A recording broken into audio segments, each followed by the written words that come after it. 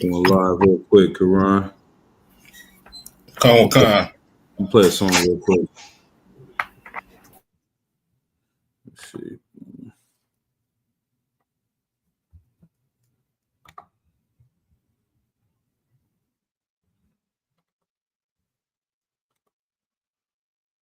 Let's see.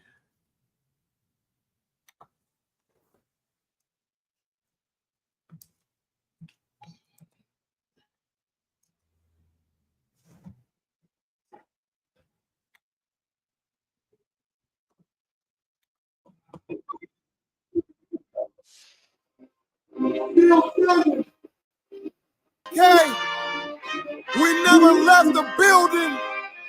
Commander General Yohana, you know, whoa. Check it out. Rolling to America. Seize everything and bring these crackers to their knees. I need everything and I do mean everything. I know they don't like us. Go ahead and try us. Don't make me call upon the Lord and put this earth on fire. I'm only getting better and I'm only getting higher. And you are getting weaker. That's why you cannot beat us. I know you do not like us. We don't like you neither. You went against the grain. You should be ashamed. You went against a king. Let's just call it treason. Can't wait for killing season. All that shit that you be preaching. Let me see if you believe it. They say they can't be touched. Well, I'm about to put my hands on them. No more missing nice guy. I gave that spirit up. Lord, give me strength so I can tear this city up. Babylon is falling, but it's just not fast enough. Angels with a nigga, so you niggas cannot touch. Ooh, this shit not adding up. Fucking raise it up. Listen to them devils while you let them gas you up. Yeah. Said I pray they understand. I said I pray they understand. This shit not adding up. Fucking raise it up. Listen to them devils while you let them gas you up. Said I pray they understand. Hey, I said I pray they understand. They want me to bite my tongue. They don't like criticism. Can't sell oppressors the devil, YouTube restricted niggas. But they can post bitches twerking, police killing niggas. You can rap about catching bodies, and millions listen. Bitches rap about they box, and children listen. You say you black and gay, to them you still a nigga. You chasing Susie and Becky, they Emmett Tillin niggas. You got the ones that compromise, and you got field niggas. It's a real difference, it make me feel different. When I kick on my boots, tie up a meat tree, I know when we teaching that camp, nobody teaching. These devils telling lies without blinking. They ain't got the integrity, try to reach them. They say they conscious and they woke, but they sleepy. I ain't sparing nobody, I'm going in. It's a rap when I hop up on that podium. This shit not adding up, fucking raise it up. Listen to them devils while you let them gas you up. Yeah. Said I pray they understand. I said I pray they understand. This shit not adding up. Fucking raise it up. Listen to them devils while you let them gas you up. Said I pray they understand. Hey, I said I pray they understand.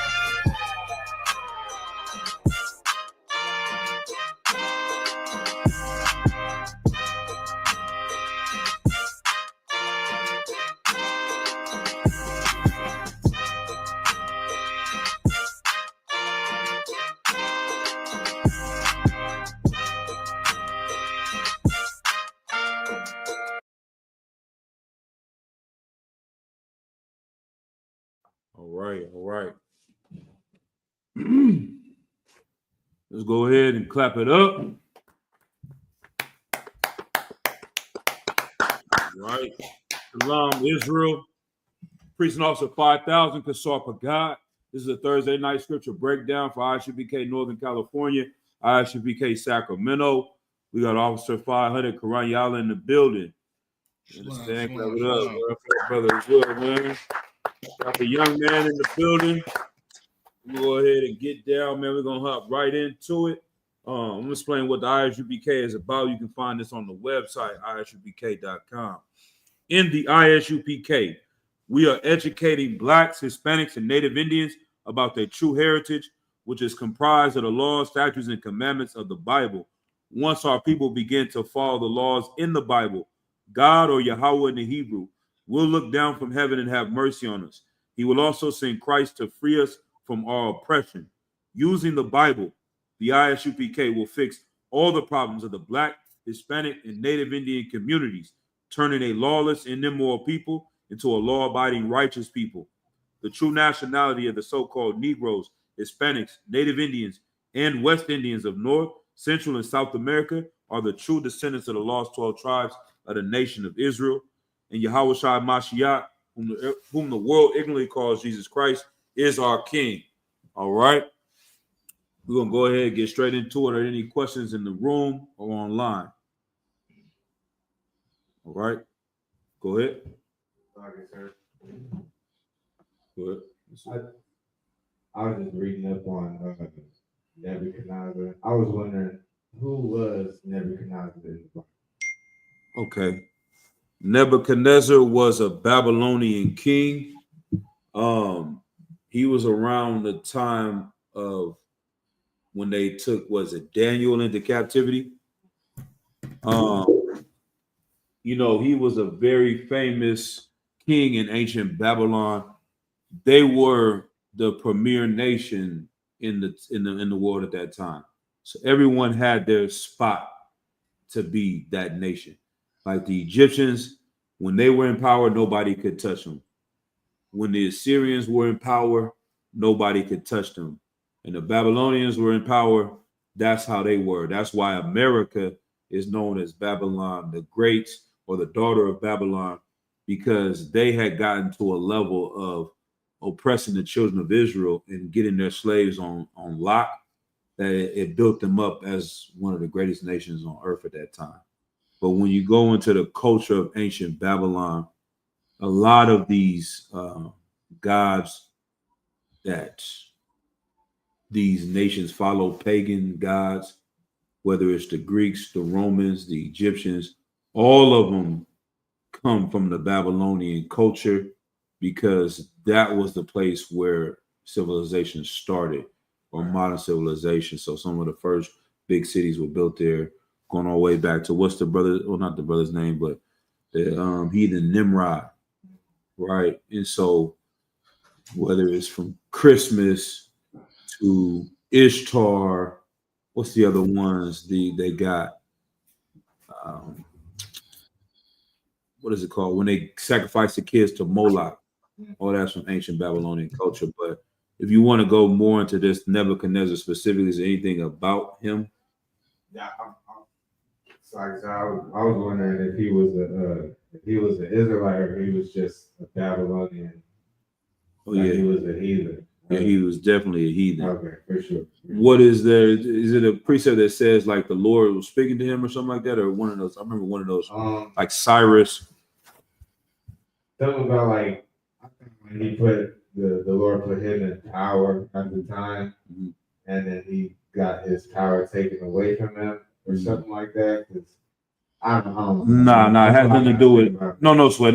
Right. If you can find a precept or something like that, and we could go over those specifically, but he was a heathen, and the Lord puts all leaders in power, whoever it is, for the destruction of them and for sometimes the punishment of us, right? In the book of Jeremiah, it talks about they were prophesying, Jeremiah was prophesying that the Babylonians were going to win this war against the Israelites and take us into captivity.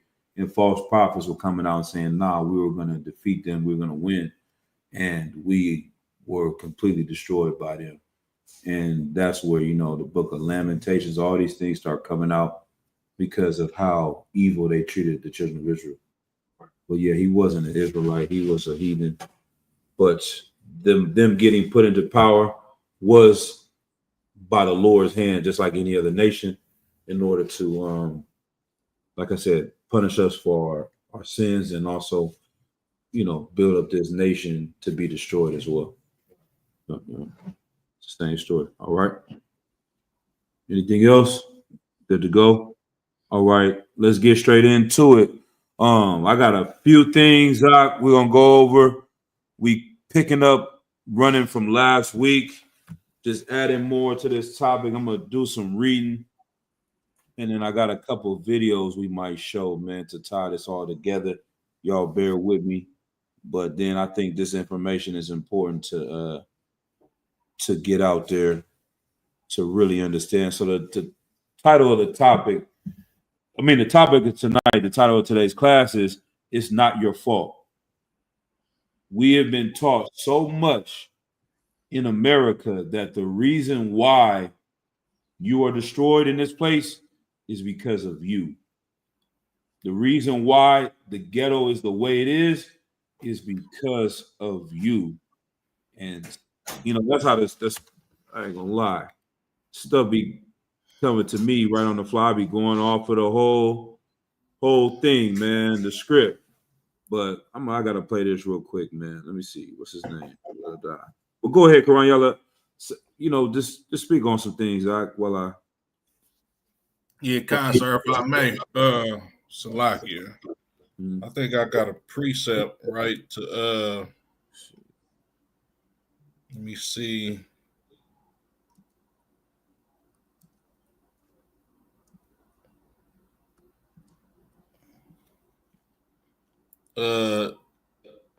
Zechariah 1:15, if I may, sir.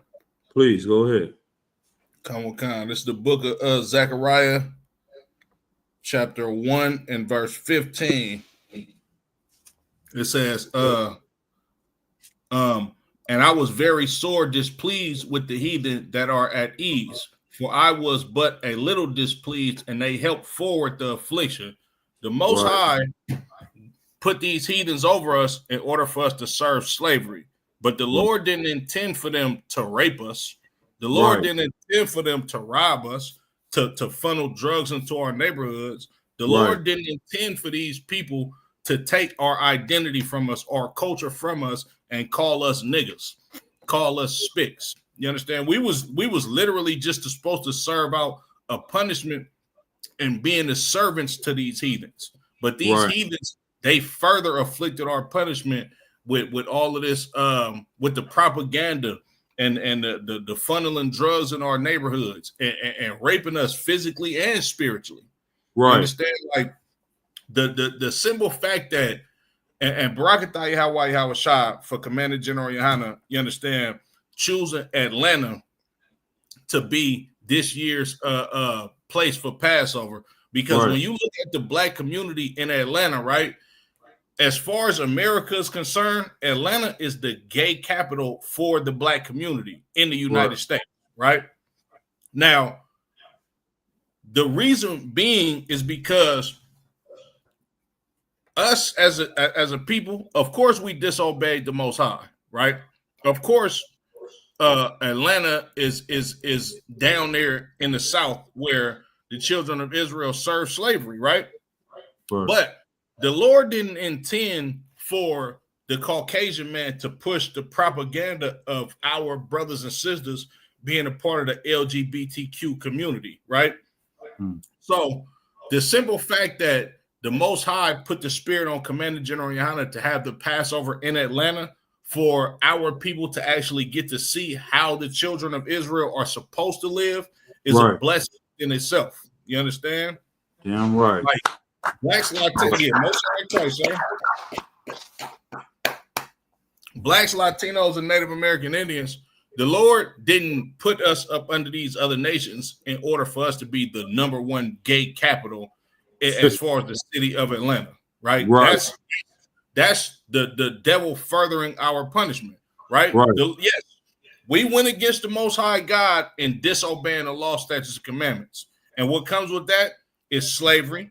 What comes with that is oppression. And that's meat for the children of Israel for disobeying the Most High God. But we're not supposed to be dying from AIDS because the Caucasian man has pushed the agenda of us being a part of this disgusting movement in order for us to continue to be trampled upon by our oppressor, right? Damn right.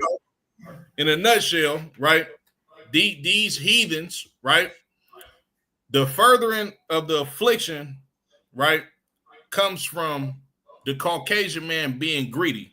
right? Right. So the simple fact that we have drugs in our communities, the simple fact that our brothers and sisters chose that type of lifestyle in Atlanta is not the children of Israel's fault, because Right. all we were meant to do was serve slavery.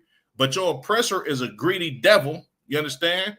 And the reason why our neighborhoods are funneled with drugs, the reason why we die from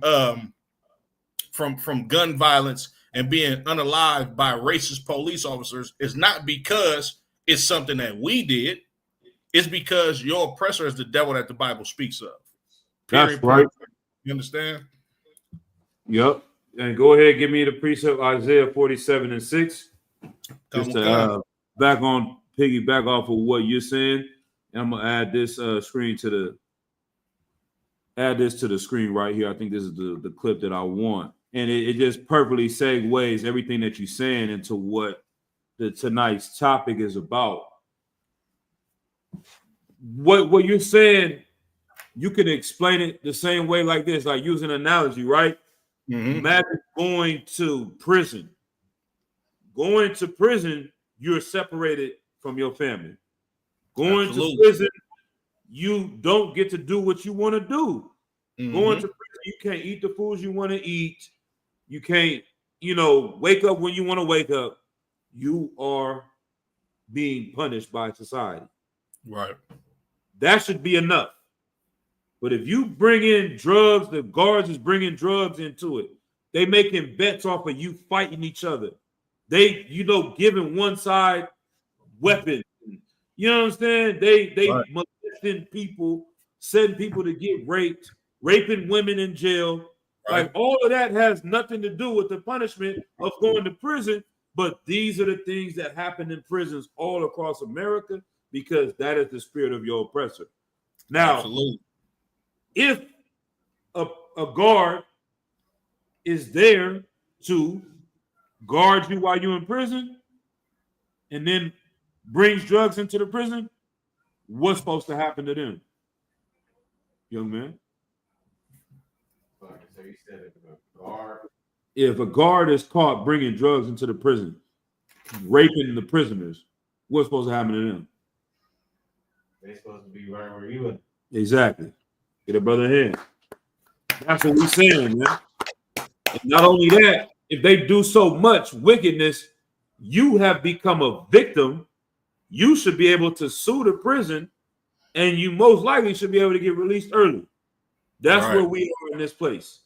You understand? Crack didn't come with the punishment as captivity.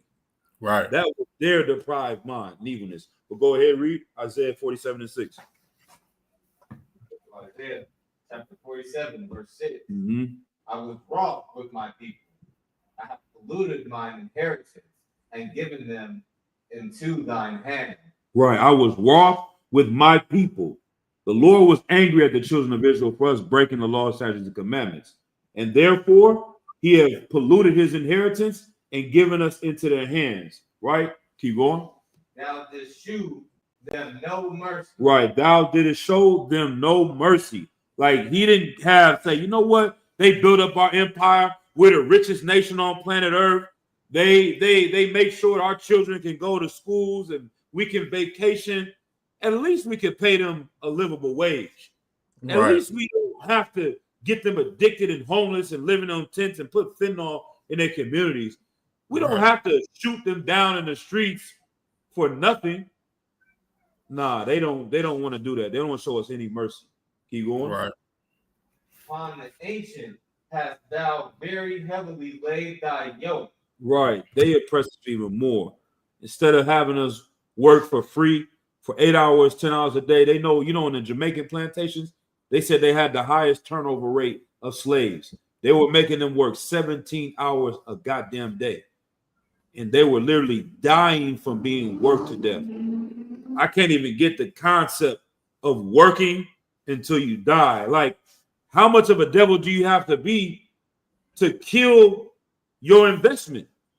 You know what I'm saying? Like, if you work a cow and the cow just can't go no more, its tongue hanging out, tired, you just keep whipping it, keep walking it, keep whipping it, keep walking it, keep whipping it, making it pull more. until it just fall over and die. And they was just like, man, dig a ditch, throw them in the pile, we'll get another nigga tomorrow. And they go send for more niggas. That's how they was doing this. Go ahead. And now says, I shall be a lady forever, so that thou didst not lay these things to thy heart. Right. So this is the spirit. They say that they're going to be in charge of rulership forever. They don't think nothing's going to happen to them for doing this. Keep going. Neither this remember the latter end of it. Like the things that's going to happen to them in the last days, the punishments, the prophecies, they act like this is not going to happen. They just going to keep steaming full stream ahead, right? But we're going to drop that for time. Say that proves the point. Let's go ahead. I'm going to play this video right here of this cat. Let me see if it's the one I want specifically. Is not a driving factor in income inequality.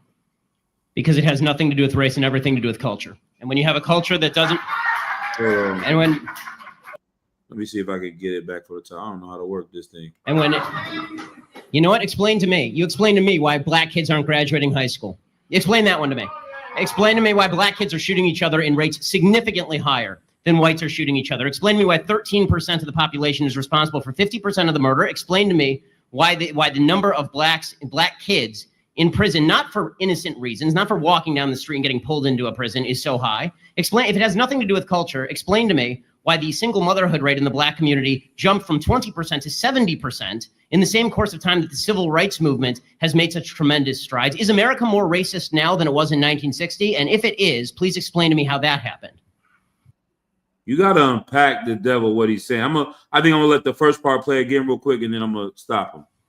How can you argue that racism is not a driving factor in income inequality? So he's saying, if you break it, unpack what he's saying, how can you say that racism is not a cause of income inequality? The average white household worth $150,000, $60,000. Average black household is worth like $1,500. Why can you? If we're all equal, we have equal chance in America, why are these niggas so poor and y'all so rich if it's not some systematic thing happening where y'all working together to keep us down? He redirects the question, doesn't answer it, and starts just making these statements about how the black culture is messed up. I'm going to play this part one more time, and then we're going to unpack what he's saying right here, and we'll get into the... Because it has nothing to do with race and everything to do with culture. And when you have a culture that doesn't... It has nothing to do with race. It has to do with black culture. And when, you know what? Explain to me. You explain to me why black kids aren't graduating high school. The way he says it, though. So like, I don't even like listen to it, though. Black kids are not graduating high school. Okay. Explain that one to me. Explain to me why black kids are shooting each other in rates significantly higher than whites are shooting each other. Explain to me why 13% of the population is responsible for 50% of the murder. Explain to me why the number of black kids in prison, not for innocent reasons, not for walking down the street and getting pulled into a prison, is so high. Explain, if it has nothing to do with culture, explain to me why the single motherhood rate in the black community jumped from 20% to 70% in the same course of time that So he's saying back in the days when it was real racist in America, we had better families. Now racism is supposed to be over and our families are worse. So he was like, how are you blaming racism if your families are worse off when America is less racist? Right? the civil rights movement has made such tremendous strides. Is America more racist now than it was in 1960? And if it is, please explain to me how that happened. Damn. So if you're not sharp in understanding what these cats are doing to us, then he sounds right. And you go read the comments, all the white people, I'm telling you, go read those comments out. They cheer and love this devil like he is saying something amazing. Now, okay, I want to ask the right questions, and then I'm gonna break it down as well to see if y'all see what I'm seeing. Maybe I didn't go into the topic enough. I jumped ahead a little bit. Racism, what they're saying is you're individual. This is why you're messed up. Why did you start selling drugs? Because you wanted to do it. Why are you not graduating from high school? Because your culture and your family raised you to not finish college. If you join an Asian family, you're going to go to college. You're not going to kill people. So don't blame white people for why you're doing this. This is black culture's fault. So let me see, Karan Yala, what do you say to that? What would I say to that? Yeah, what is the answer to where is the cut at in that? He's saying it's black culture's fault for black people learn everything from white people. There you go. If it wasn't that's it right there.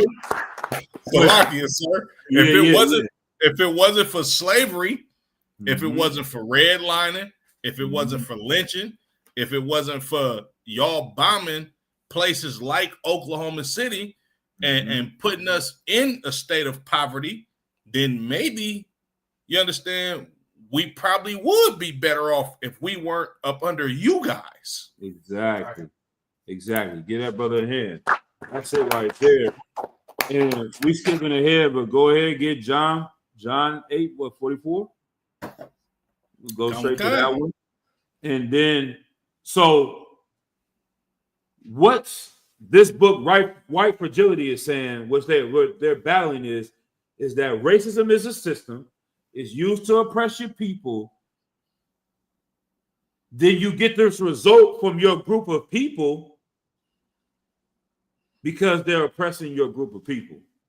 It's not your individual making your own choices. It is the culture. But why is your culture this way? Because the people that control your culture are oppressing you. So he's cutting himself in the breakdown. He's saying it ain't racism's fault. It's y'all culture's fault.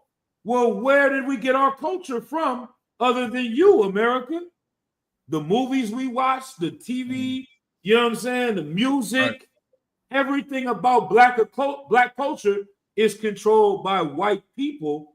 And so we do the things they teach us to do. Go ahead and read.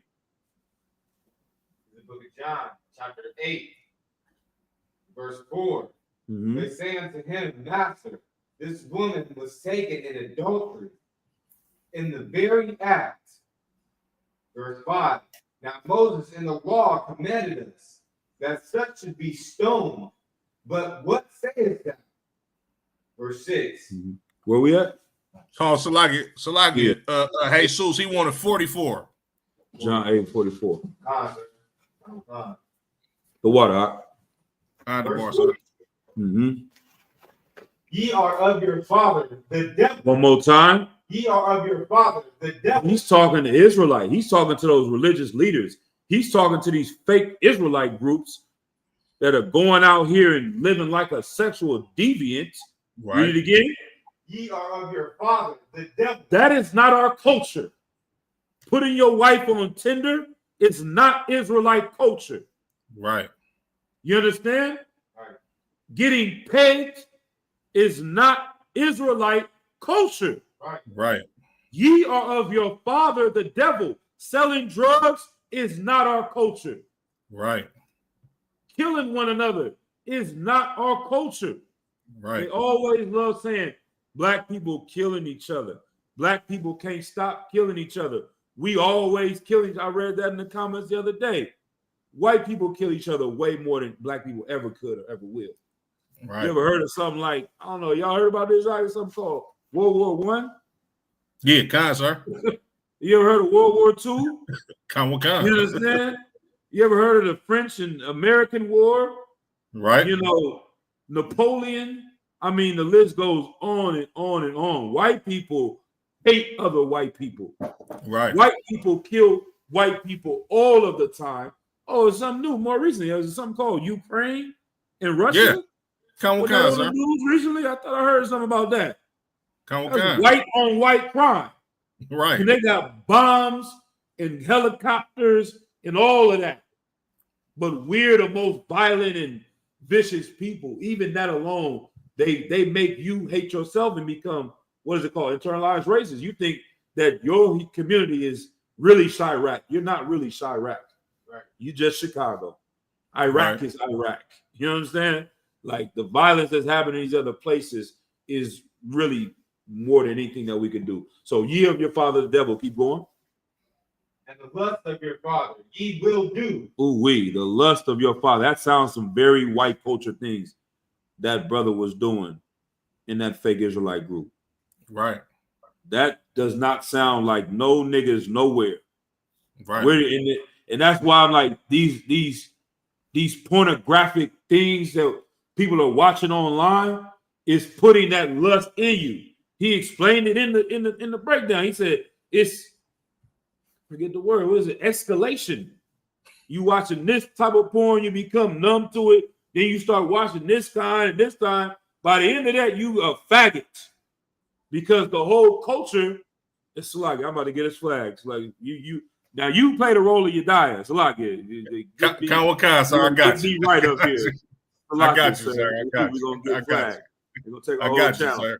That was got you, not, sir. you know what I'm saying? Let me be more disciplined. Sir. But by the end of you watching all these things, you're gonna be into something completely that is nowhere near our culture because we didn't create that whole genre. You know what I'm saying? Once again, I said it before. You look at P. Diddy like he's a weirdo because he pays men to come sleep with his woman in front of him. They call it a cuckold, but that is no difference than sitting online watching some other man deal with another woman. You just can't afford it. He just had the money to pay for it to be live, and you watching it online is no difference. Right. It's wicked, it's evil, and it's nigh unto homosexual behavior, which is where you're gonna end up if you keep watching that. Right. You understand? So the lust of your father, keep going. Ye will do. And that's getting high. That's all the other things too as well. Go ahead.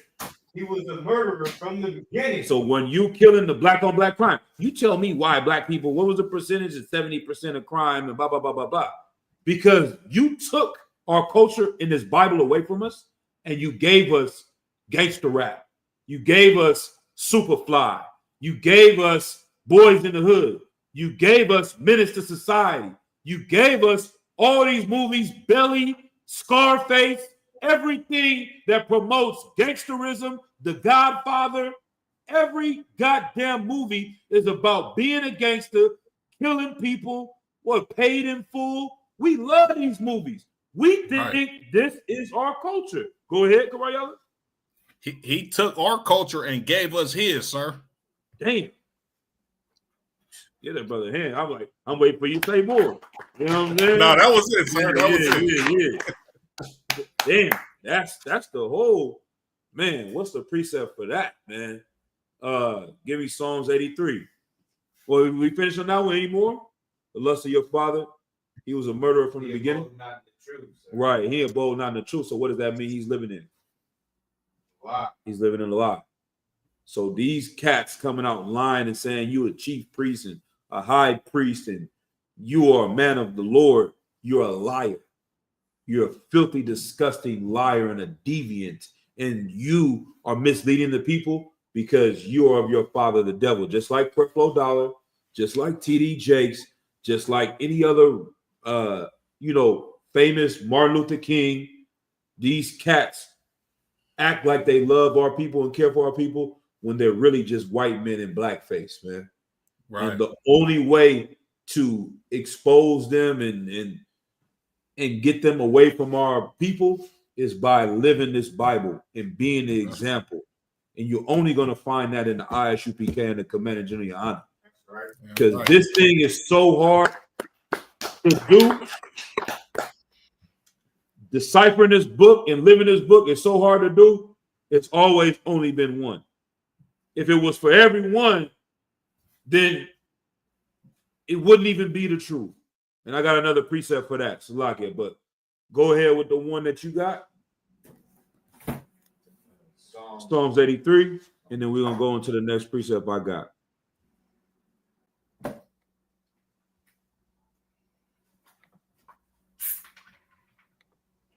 Psalms 83 and Let's start at verse 1. Yeah. There's a book of Psalms, chapter 83, verse 1. Keep not thou silence. Right. Oh God. Right. Hold not thy peace. Lord, don't be quiet in these days, man.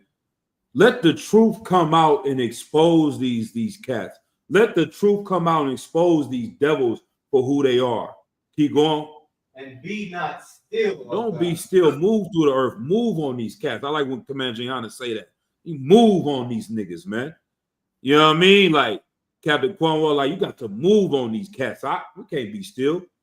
Go ahead and get these niggas out the way. Get these devils out the way so the Lord's chosen people can be free and be who we supposed to be. Keep going. Verse 2. For lo, thine enemies make a tumult. A tumult. Thine enemies make a tumult. That's a loud noise, a great noise. They puff themselves up and they pride. You see them all over the internet, all in the background. You know what I'm saying? Like, you want to be in the truth, come to ISUPK, man. Come to Death Row. These leaders right. all with their fitted caps all over social media, thinking they great, man. The same way the oppressor is, man. He wants to be on everything. What did they just change the Gulf to Gulf of Mexico? Mexicans can't even have a name. They got so much pride. They said, change it to the Gulf of America. That's a prideful thing to do. It has nothing about nothing. Nobody cares. Who wakes up in the morning and thinks about the Gulf of Mexico on their mind? You go out on the corner and ask people, where is the Gulf of Mexico? And 90% of Americans won't even know what the hell you're talking about.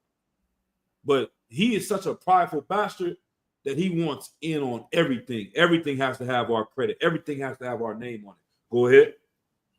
And they that hate thee have lifted up the head. I just said that. Yeah, they become prideful. Keep going.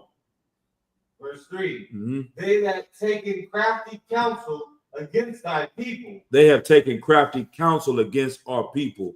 Go ahead. And the consulted against thy hidden ones. We're the hidden ones. They have come together. This is describing white supremacy right here, too. They have crafty counsel. So we look at our neighborhood, like the dude was just saying, why is your neighborhood like this? And why are y'all not graduating like that? And why is this going on this? The whole time the devil knows they're having meetings. How do we get these niggas to kill themselves? How do we get them to go to prison? How do we get them on drugs? They're having meetings to get this to happen to us. Go ahead. Verse 4. And they said, come, let us cut them off from being a nation. So we take their culture away from them. Then we replace it with drugs, Scarface, gangster rap, all these things, drill music. And then we get this result. Twerking music. Make that black women think twerking is our culture. Like being a black woman equals twerking. That is, you only supposed to be twerking in a twerk zone, which is at the house with your man in the room. That's twerking is acceptable. But just anything out the grocery store, in a restaurant, at the movie theater, there's not been a place in America that twerking hasn't happened. It's happened in classrooms. It's happened at funerals. It's happened at goddamn graduations. Twerking has happened in the birthing room. In the church, sir. Oh, goddamn. Salakia. Goddamn, is it really true? It's true. Is twerking going on in the church, right? Oh, that's true, sir. I thought the funeral was the max. I should say that one for the last. I was like, when I've seen twerking at the funeral. They twerking in the. I know they are, but they are. Almost want to look it up. These bras is twerking in the church, right? Salakia, sir. You want me to pull it up? Pull it up, all right. Pull it up. This This can't be real. Never. Yeah, this is. Well, I mean, they are having LGBT choir. They had LGBT going to the gospel award. Did you see that? I'm gonna pull that one up while you get that one. Salakia. Yeah, sir. The dudes was getting. I don't even want to put that on. I ain't even gonna put it on the screen. I don't even want to share it. It was some LGBT cats that was being nominated for a Grammy Award for gospel music. Not like hiding it. They openly saying they are non-binary and they are a part of the community. And they're the first LGBT gospel group nominated. that just happened. You seen that, Quran? No, Salaki, so I couldn't hear you. Did you see the LGBT gospel choir? No, I didn't see it, but I heard about it. Okay, you did hear about it, so I don't want to show it. Yeah, I heard about it. Yeah. It's saying it enough. Let me see if they got it. Now, Salagia, sir, this is a video that I haven't even seen yet. And this video that I'm about to show you, this is 10 years ago. Damn. We 15. Oh, yeah, 10 years past this, huh? This is who knows what they're doing right now. I don't even know why I didn't think about this. Oh, Salakia, sir. Never. Nigga, make it big. Salakia. Make the screen. You gotta be kidding me, y'all. Come with Khan, sir. You gotta be. Come with Khan, sir. Is that a woman at least? It looks like a woman, sir. And you know what's crazy, sir? This is ridiculous. Of course, you know, us in true. the UPK, we're not going to speak about something that we don't know about. You understand? Right. Like, but we know what's going on in the church. Right. If it's molestation going on in the church, twerking is a minute thing. Right.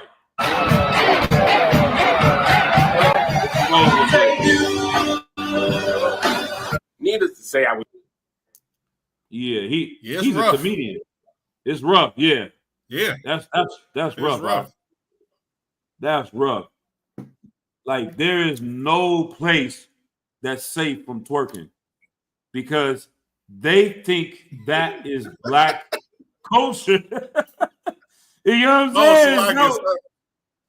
Salakia, sir. Dirac said Nathaniel and the Purple Police be twerking. Damn right. Get that brother head. I forgot about that. Man, that's crazy.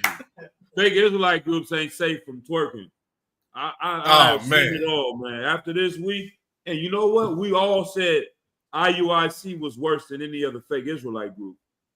So you can imagine if this is what the leader of this group was doing.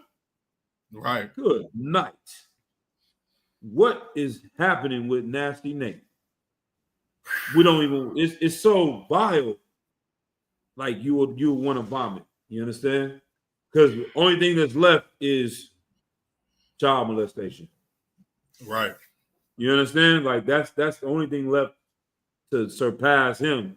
And you know the demons on him have to be stronger than they're on this cat.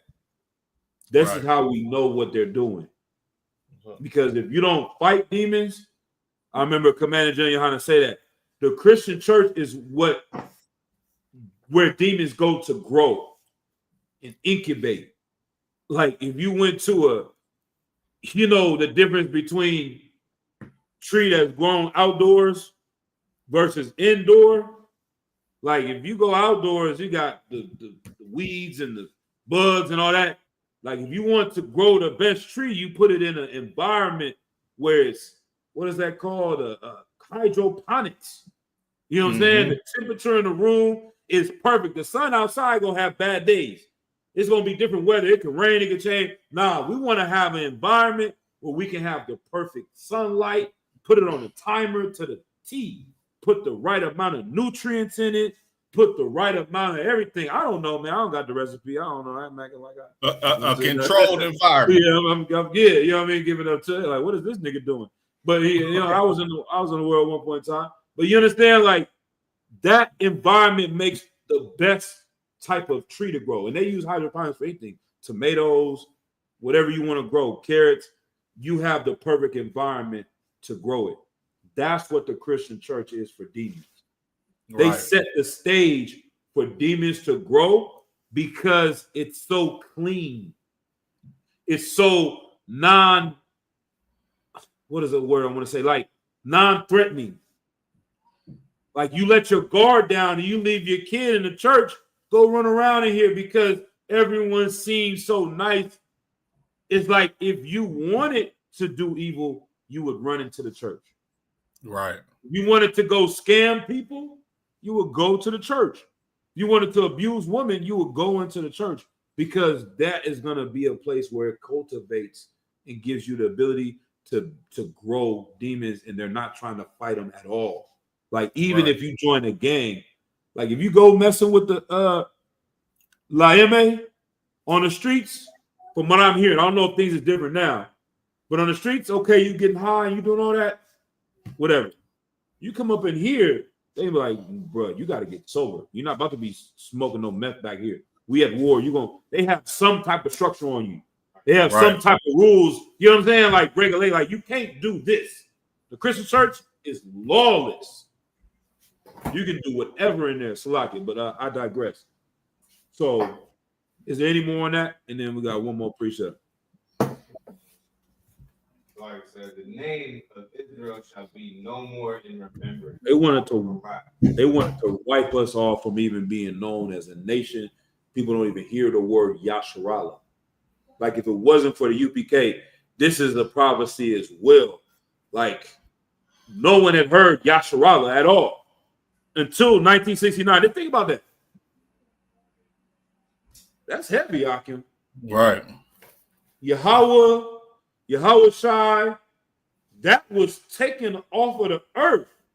No one is saying these words or saying the name or none of that. No one said Kwam Yashala since, who knows, since 300 AD, since 1000 Constantine, somewhere in there, they cut all of this off until we went into the records and brought this back out, man. So they were almost successful with the Lord put the spirit on the brothers that started the ISUPK, man. So I dropped that. Give me Matthew chapter 13 and verse 7. I believe that's what I want.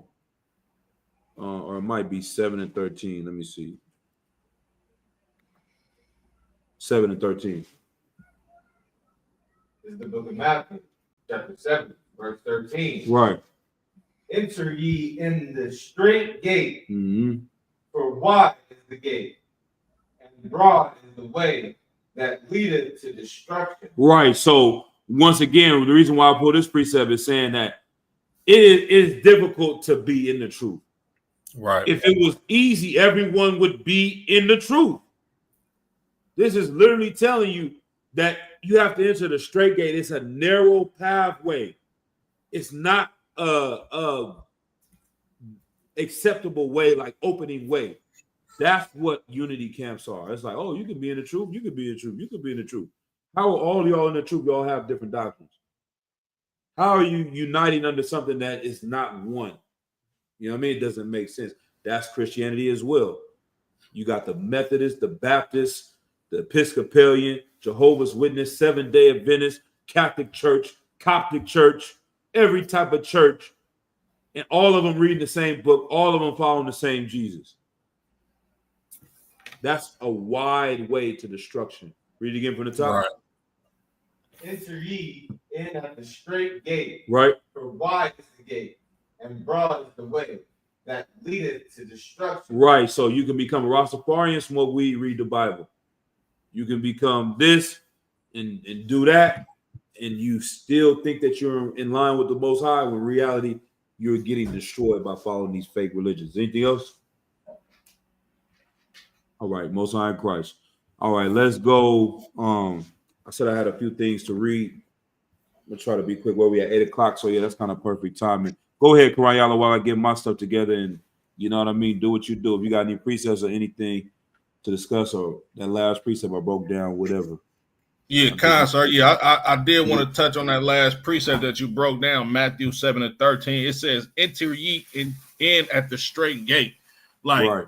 This is why these fake Israelite groups branch off and start all of these fake organizations, because that's the broad way. You understand? Right. ISUBK is that straight gate. Like Right. we one way since 1969. The doctrine has not changed. Right. Brothers still take the same officer's test that Commandant General Yohana took. You Right. understand? We still got the same protocols. We got the same breakdowns. And Right. this is the straight way to get to the Lord. You understand? This is a straight way to enter into the gate of the kingdom. Now, when you look at these fake Israelite groups, the simple fact that they don't want to go through the straight gate is the reason why they made these break off groups. Right. Right. Right. It's lack of integrity, it's lack of discipline, and it's really in the same spirit of the Sadducees and the Pharisees. They want to appear righteous. They want to look like they doing what's right according to the Bible, but at the same time, behind closed doors, you got brothers sending explicit pictures of male private parts to other men. Behind closed doors, you got the head of these fake Israelite groups being pegged. You understand? You got these brothers watching explicit videos that a priest shouldn't even be like. If you're a real man of God, that should be the furthest thing that's on your mind. If you're a real man of God, you're supposed to be warring daily on how to make yourself better to receive some mercy from the Lord. You understand? Right. But when you go through this broad way, right, as opposed to the straight way, it's a whole lot of obstacles that's out there in order for you to get jammed up. No pun intended. Right? But it's a lot of things for you to, for you to stumble on, seeing that it's that broad way is the world, right? Right. You being in a fake Israelite group, you might as well have stayed in the world. If you go, if your fake Israelite organization still allows you to have dreadlocks, I know a lot of these niggas be smoking weed too. You understand? They was talking about the dude that they call the deacon. They saying that it's a rumor going on that he's still pimping women, like while he's a part or the head of some new fake Israelite organization that broke off from an organization that broke off from an organization that broke off from an organization that didn't get into the straight gate, that went to the broad gate, the Broadway. You understand? I feel high after trying to understand what the hell you just said. That feels like going down a rabbit hole. I don't know. It'll do that. It will do that, right? And speaking about like a nigga got. But wait. It's like I gotta cut you off. But you know what the kicker is? They all had the truth. Right. Every last one of them. Damn right, sir. Right? Yeah. They all had the truth. Right. But when you got men that left that straight gate to go to that Broadway, and you learn from these men, you're going to do exactly what they did. You're going to break off, just like how he broke off. Right. You're going to be a disobedient son to your spiritual father. And then the same thing is going to happen to you. I'm going to just speak about Gorilla Hebrew, right? Gorilla Hebrew left Tahar. I seen a video of him and the deacon when they first started the Sakari, and they was sitting at the table and they was talking bad about Tahar, right? Here we are, 9-10 years later, the same thing happened to Gorilla Hebrew. You got brothers that he trained like his sons, break off from him, sit down at a table on YouTube and discuss how vile and evil this brother was. Damn right. The same thing is going to happen to that deacon dude and whoever else starts an organization after they leave him. Man, look. Give it up for the Lord. Enter into the straight gate. That's all. Give it up for the Lord. And one more thing, sir. Please. One more thing. Get down, Doc. I find it funny, right? Most High Christ for my rib having an understanding, right? Okay. So look, we watching the Gorilla Hebrew cat. We watching him explain in his video the dude that's trying to expose him, right? Okay. So in him explaining what led up to him being exposed, he tried to expose his brother and say he committed adultery, and Gorilla Hebrew was the one that presided over the council. So my rib was like, he didn't kick him out. Right. I'm just shaking my head. I'm like, Yeah. nah, he didn't. So we watch it for like a couple, like 5 minutes more. He kept himself in trying to. This is that messy. Yeah. Go ahead. Salakia, sir, about 5 more minutes into the video. Now I'm already thinking this because I seen the video before she seen it, but I'm not saying nothing. So 5 minutes into the video, she paused and she was like, yeah, he should have damn near kicked that nigga out when he had the chance, or he wouldn't be getting exposed like this. I fell out laughing, man. Get your river here, man. It was all right, Christ, man. Good night, man. And you know, Hassad, when we gonna get off of these cats, man, go to right. But you know what I mean? But Hassad, who was, you know, one of his underlings as well, he made a post that said something about, you know, Christians. Oh no, Israel, the same thing. But he said he fake Israelites. He's like, they're weird, or they got all these. You know, he's not worried about what they think. And I made a comment. I had to troll him because he used to always mess with UPK cats when we would say something and be like, I was in the UPK and I'm over you. I'm ranked over you.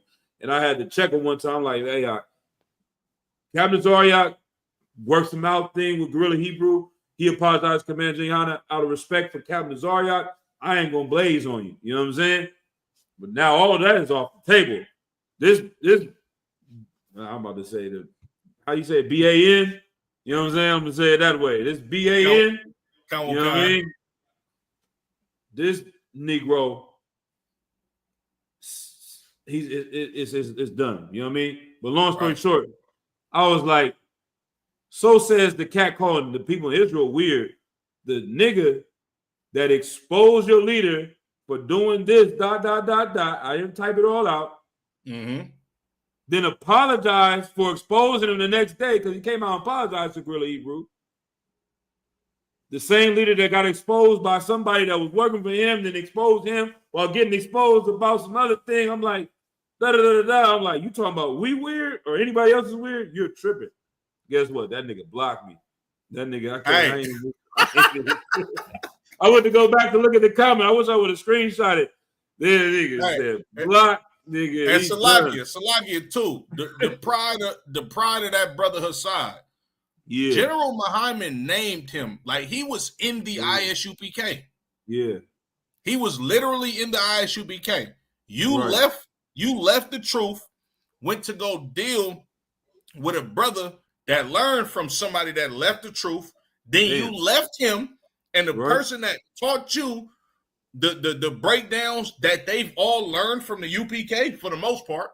Mm-hmm. Now you have to sit there with the realization that damn, I left the truth to be up under a man that's an alternative lifestyle member. Wow. And they still won't get it because of that pride. And he still and they won't say that these men are better than us. Like even Guerrilla Hebrew said it, which doesn't mean nothing anyway. But he said, my top 5 greatest teachers are General Jayhana and General Muhammad. And his top 5 Israelite teachers of all time. So when we tell you they're still in the breakdowns, they're still in the breakdowns. Right. Like, where else you getting these from? You know what I'm saying? Whenever he said something that was heavy, he stole it from us and got it from us. But, you know, like I said, Barakatah Yahweh Yahweh Shai for the ISUPK, for Commander Jayhana, for y'all brothers, man, the sisters in the school.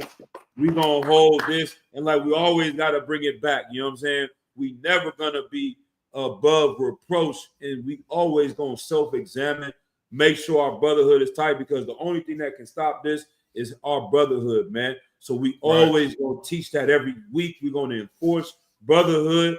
It is not an option. You understand? It's absolutely one West, and it's absolutely an order and a commandment from God.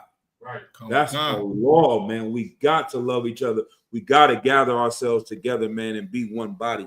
And that's what I was gonna say. Speaking of them cats, the reason why, another thing that lets you know this is the home of the truth, is because now Assad was an officer of 50. You know what I'm saying? But not no brothers, real high-ranking captains in the school, generals are going to leave the UPK, God forbid they do, and then start another group. You understand? Like, if a captain leave, he got weak. He falling apart. Something is going on. He fell to his demons. But he's not about to come out and be like, oh, this is the UPK, because they never have nothing to say. They know the reason why they left is because they were weak. It's nothing that we done to them that makes them want to leave or some newfound truth, unless they just taking a paycheck. But I haven't seen it.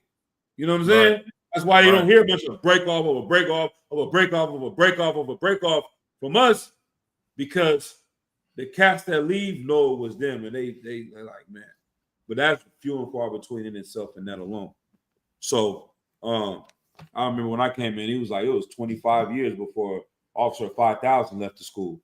That was rare for a long time. And it doesn't happen that often.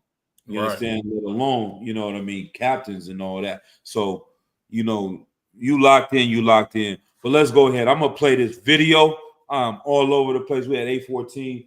I'll be having so much information, man. I'll be wanting to share. And like I said, we're just gonna keep knocking at the door until we get it all out and bring some precepts along with it. So let me see. I'm gonna read real quick from this book what I got on page 88. I got a couple things to read from this book. I'm gonna play a video and then we're gonna continue breaking it down. So what did I want to pull? Let's see. It's talking about integration, right? The integration movement's goal were middle class, such as job opportunities for college graduates, open public accommodations. And that's very important. This is from the book. It's called Stokely Carmichael Speaks. He was one of the cats that was organizing with the Black Panthers, and he coined the term Black Power, right? And so, and that's very important because the West doesn't understand its own racism when they talk about integration. White Americans' concept of integration is based on the assumption that there was nothing of value in the Black community and that little of value would ever come from the Black community. When they talk about integration, they talk about accepting Black people. Isn't that ridiculous? I have to talk about whether or not I want to accept them, and they're never willing to talk about that because they know they'll come up losing. Integration is absolutely absurd unless you can talk about it on a two-way street where Black people sit down and decide about integration. All right. As you know, the Black Power movement moved away from the integration movement because of the integration movement's middle class orientation. It was really for rich Black people. It wasn't for the whole community. Because of its subconscious racism and because of its nonviolent approach, it has never been able to involve the Black proletariat or the working class. It could never attract and hold the young bloods who clearly understood the savagery of white America and who were ready to meet it with armed resistance. It is the young bloods especially who contain the hatred Che Guevara speaks of. This is the quote I wanted.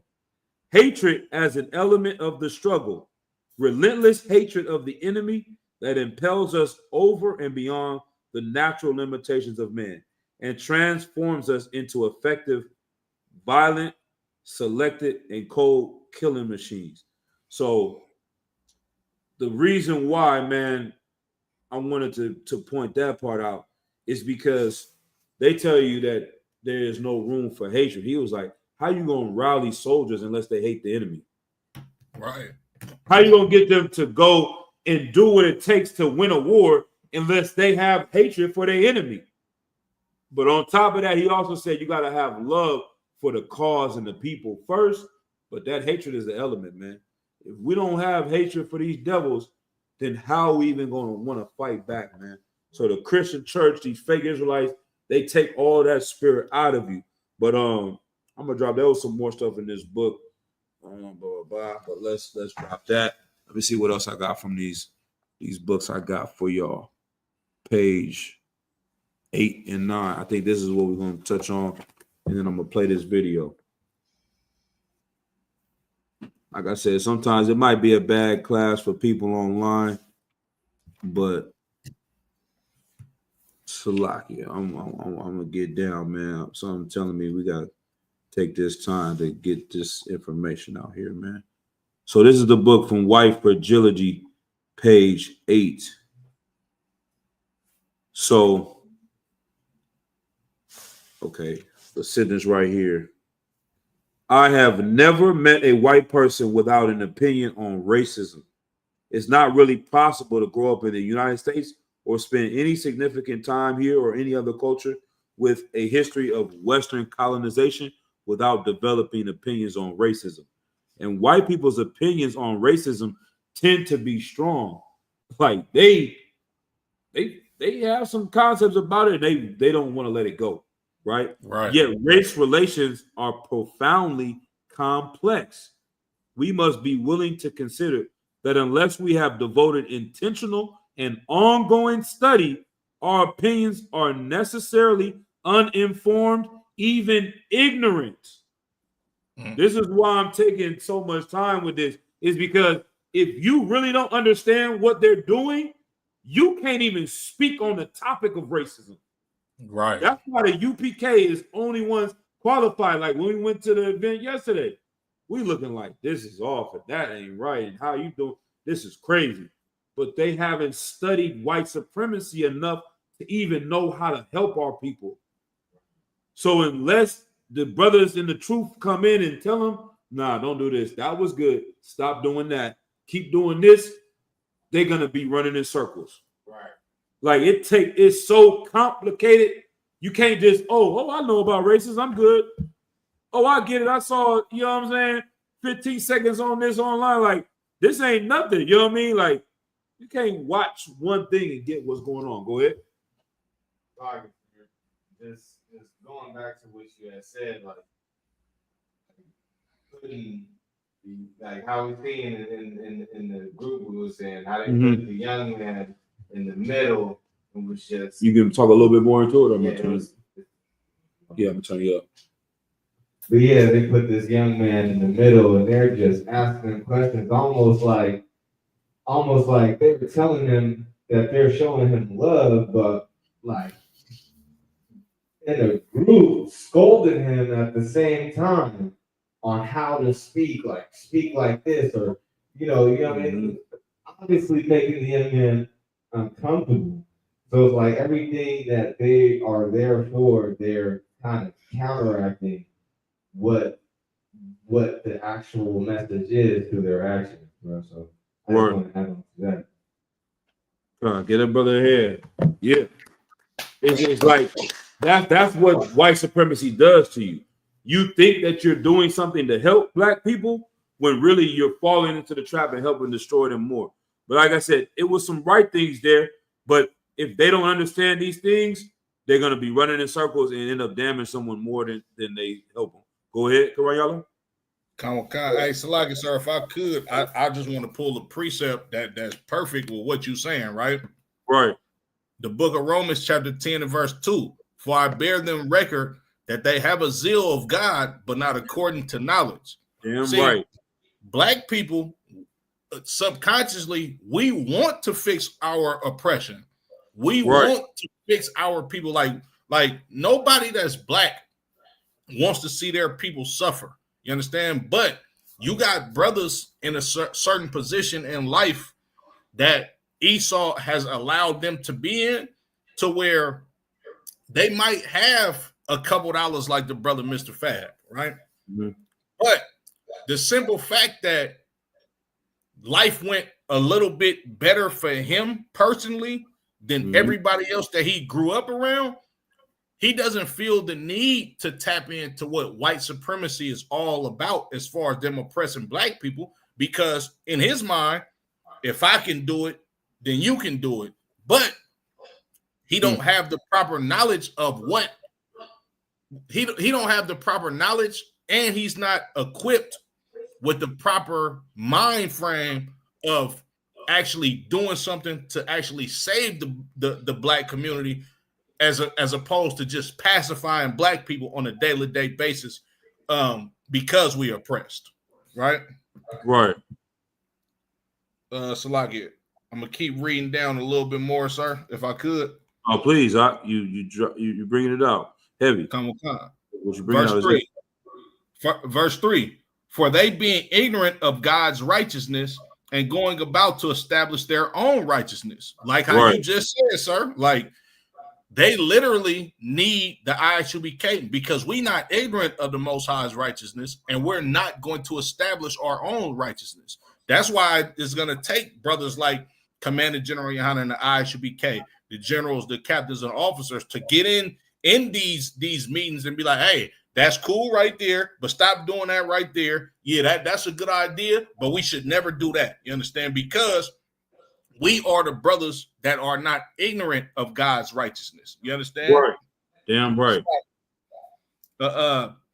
Have not submitted themselves unto the righteousness of God. And we're never going to fix ourselves listening to brothers that's in the black community that want to fix the black community because they don't have the knowledge that Commander General Yohana and the ISUBK has. So it will never work. Martin Luther King tried it. Malcolm X tried it. Khalid Muhammad tried it. What was the brother name? The Back to Africa movement. Marcus Garvey. Marcus Garvey tried it. You understand? Right. All of these brothers tried it. It all failed because they got the zeal, but not according to knowledge and not according to the righteousness of the Most High. But that was it, sir. Damn right. Put it in. And I see I'm going back in some of the comments. Yeah, The Rock said ISBK is not affiliated with any other group. Damn right. You know what I mean? We say it loudly. We're going to keep saying it. We're going to, you know what I mean? I'm going to get a shirt with it. Captain Farmers, we get the shirt with this on it. You know what I mean? And then Ecclesiastes 7:7, the scripture the brother pulled. Surely oppression makes a wise man mad. Like if you don't understand it, you're going to be happy in America with your people destroyed. Even if you not directly affected and you living good, you made it out, your people being destroyed. If you don't have no empathy or sympathy for them, you don't feel their pain, you're going to be happy around here riding good in your whip, eating good food while your people live under the goddamn bridge, man. Right. And if you don't understand white supremacy, you're going to do like we said last week, and start hating them. And this is where we're going to get into this individualism out here and why it makes you blame them instead of blame the oppressor. Go ahead up. Just to piggyback off of what Quran just said, within one precept, it just showed how the Bible could break down the war between psychology and sociology in itself. And I just want to put that out there for people who really can't even get these breakdowns, even from, you know what I mean, from priests and prophets. Like, hey, you got to put it, like, I feel like people always want you to put it in different terms. Like, that was heavy. Right. Yeah, damn right. Like this stuff is, like you said, it's like, it's simple. This is why I know the brothers in UPK are so intelligent, because it's almost like simple to us to understand, but to them it's complex. So it's like now we got to go down the rabbit hole and explain something that's very simple to us, but it's complex to them. So now we can explain it to our people simply. So you know what I'm saying? So this is where we got to sharpen up to see what they're doing. So when somebody like Ben, whatever his name is, come up and try to say, well, why is the numbers of this and why is the number of that? Is something wrong with black culture? Well, you're right. Take your whole argument away from you. You're right. There's something wrong with black culture. It's you. Right. It's racism. Right. That's racist. Right. If you're saying there's something, racism says there's something wrong with black people because it's in our DNA. So if you're saying there's nothing wrong with our DNA and it's our culture, all we have to do is go and see who controls our culture. And guess what? It'll tell you right here in the goddamn book who controls our culture. And I'm gonna skip ahead, but we're gonna make it as far as we can. If not, we're gonna keep going. I can next week and the week after. But this is on page 31 of the book. She said, race scholars use the term white supremacy to describe a socio-political economic system of domination based on racial categories that benefits those defined and perceived as white. This system of structural power privileges, centralizes, and elevates white people as a group, not individually, but as a group. For example, we look at the racial breakdown of the people who control our institutions, we see telling numbers. In 2016 to 2017, the 10 richest Americans are 100% white, 7 of whom are among the 10 richest in the world. So 70% of the richest people in the world are white. U.S. Congress, 90% white. U.S. governors, 96% white. Top military advisors, 100% white. President and vice president, 100% white. U.S. House Freedom Caucus, 99% white. Current U.S. presidential cabinet, 91% white. People who decide which TV shows we see, 93% white. People who decide which books we read, 90% white. People who decide which news is covered, 85% white. People who decide which music is produced, 95% white. People who directed the 100 top grossing films of all time worldwide, 95% white. Teachers, 82% white. Full-time college professors, 84% white. Owners of professional football teams, 97% white. These numbers are not describing minor organizations, it says, nor are these institutions special interest groups. Like she said, this ain't like the NAACP, which is made for black people. This ain't some, you know what I mean, some college fraternity special interest group that we gonna focus on black and Chinese. Or no, these are top institutions. These groups listed above are the most powerful in the country. These numbers are not a matter of good people versus bad people. They represent power and control by a racial group that is in the position to disseminate and protect its own self-image, worldview, and interests across the entire society. What is that saying? That these people control the information. It ain't just, oh, good people are not racist. Bad people are racist. Nah, you get confused with that. When you think racism means you're a bad person. Racism is a system. They're organizing and working together to uphold white people. And what does it say? They positions themselves to disseminate and protect its own self-image. Like, if I want to maintain power, I have to make us doing this look non-threatening, like it's okay, like it's not happening. Like, you're tripping when I say, like the guy said, he was like, well, explain to me why it is, and explain to me why that, and explain to me why this, and why you niggas is killing yourself, why you niggas is doing this, why you niggas can't graduate high school. The evidence here is here, Your Honor. You said, like, if you don't look into it, then you would think that, yeah, well, we are tripping. It is Oakland's fault. It is Richmond's fault. It is Compton's fault. You niggas are the problem, not these organized white people that are the most intelligent and most powerful people on planet Earth. The 7 richest people on goddamn Earth. It's not them. It's you. You understand? But I digress. Let's go. Let's go back to where I was at. So I get sorry if I could. Please. I see you lighting up. I love it. Most high Christ, sir. You'll take away from my priesthood unless I know exactly what you're about to say. I'm gonna sum up everything you're gonna say in one sentence. Go ahead, sir. The white man is the goddamn devil the Bible speaks of. Damn right. Now, go ahead and say what you say, but I know that's the spirit of it because I see it on the cover. You're absolutely correct, sir. You understand? And on top of that, right? Because in the white man being a devil, what I'm about to say, the reason why this is how it is because the white man is the devil, right? Right. When you look at so-called self-proclaimed educated black men and women, right, that have a mind frame of pull yourself up by your bootstraps, but right. You are educated, so to speak. Right. You are a dumbass, Salaki. Because understand this, right? Because was a so-called educated black person and you know how America works and you understand what's really going on in America, and if you can do it, why can't we do it? Then why the hell don't you know these studies? Exactly.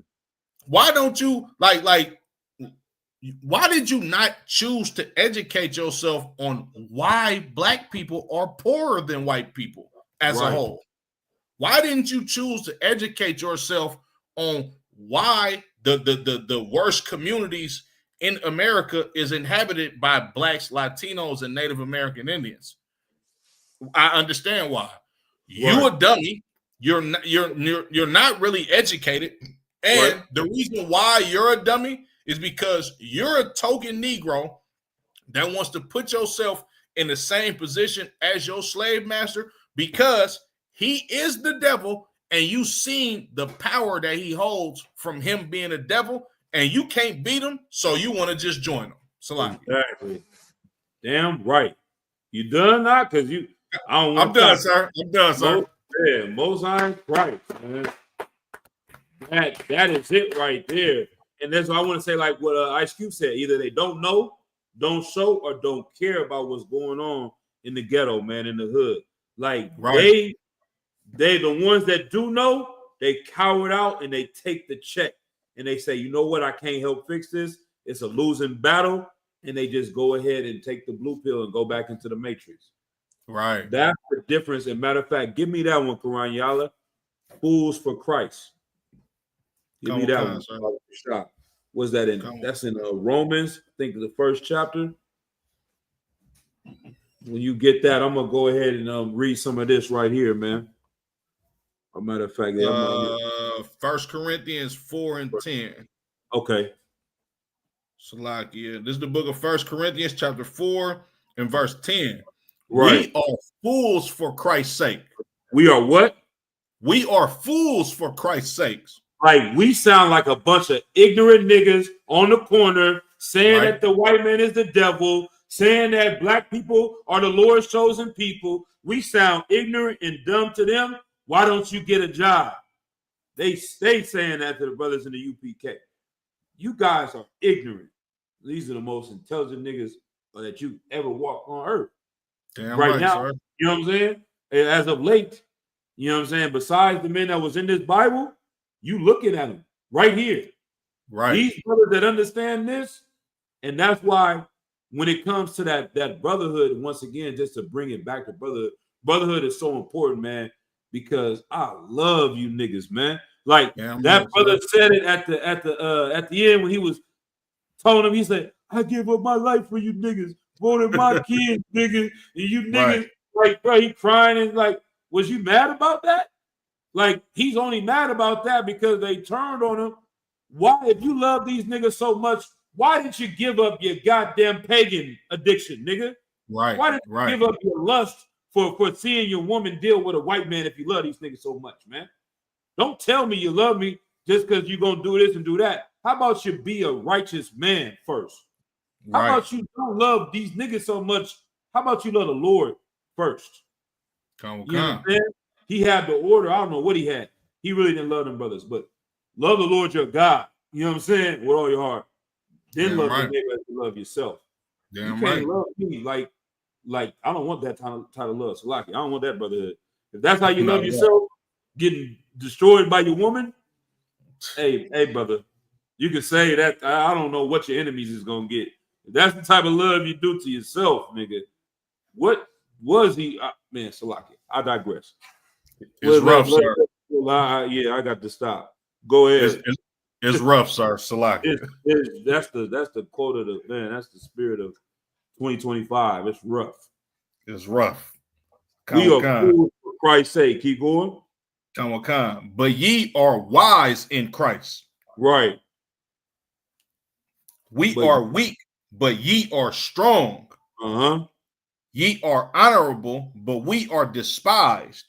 Right. Like, but what is this one more stuff about? But ye are wise in Christ. Like, even though we're fools to the world, we're wiser than everyone else in the world because we follow Christ. Right? We are weak, but ye are strong. Ye are honorable, but we are despised. Like they're hating the people that speak the truth because it shines a light on them in their weakness. All right. But yeah, it talks about another precepts. We won't get into it where it says that. Oh yeah, let's go to 1 Corinthians 1 and let's go to